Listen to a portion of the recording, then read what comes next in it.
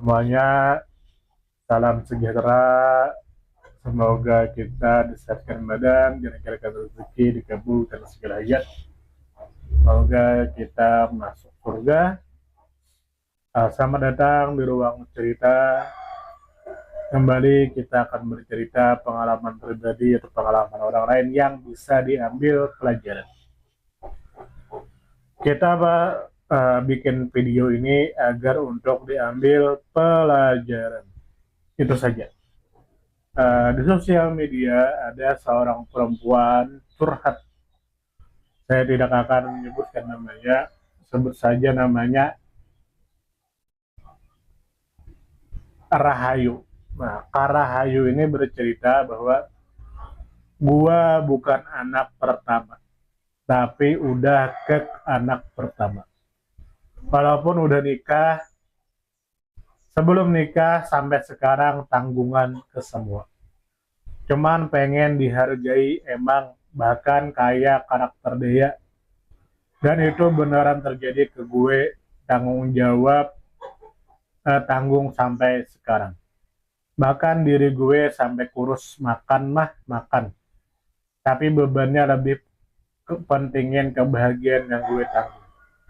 Kata orang gue berhak bahagia tapi nggak bisa, nggak punya rasa tega. Nah, dari cerita ini ada seorang perempuan. Dia sudah menikah tapi masih mempunyai tanggungan. Dia sudah menikah tapi masih menanggung beban keluarganya. Padahal dia bukan anak pertama, tapi dia dianggap seperti anak pertama. Dia berhak bahagia, tapi dia tidak bisa bahagia sampai tubuhnya kurus hanya karena rasa tidak tega, rasa tidak enak, rasa tidak enak bisa membunuh seseorang. Buktinya tubuhnya menjadi kurus, padahal dia berhak bahagia. Dan dia sudah menikah tapi masih dibebankan tanggung jawab untuk keluarganya. Bagaimana? Pelajaran dari cerita ini bisa kita ambil adalah tolong berhenti menjadi orang yang tidak enakan atau tidak tegaan. Tolong berhenti. Kita berhak untuk bahagia. Kita boleh membantu keluarga kita, tapi tolong jangan sakiti diri kita. Jangan sampai diri kita kurus hanya karena berjuang untuk keluarga kita yang sebenarnya itu bukan kewajiban kita.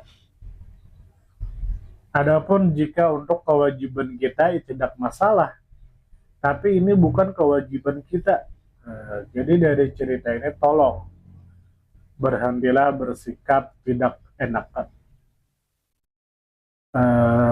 atau tidak tegaan.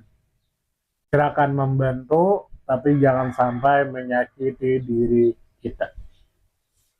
Lalu dari cerita ini, saya ingin berdiskusi dengan Anda.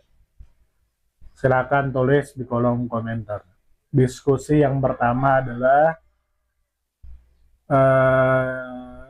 kita sebagai suami yang mengetahui bahwa istri kita itu masih dimanfaatkan oleh keluarganya sampai kurus, sampai tidak bahagia, apakah kita tetap mempertahankan hubungan kita agar kita tidak sakit kepala, atau kita tetap pertahankan hubungan kita dengan istri kita, tapi kita bersikap tegas kepada istri kita agar kita tidak sakit kepala dan agar istri kita bisa berbahagia, tidak kurus.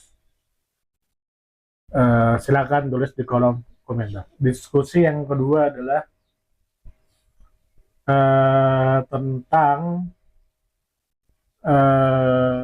layakkah menyakiti diri sendiri hanya untuk membahagiakan orang lain, termasuk keluarga kita, yang mana mereka bukan tanggungan kita.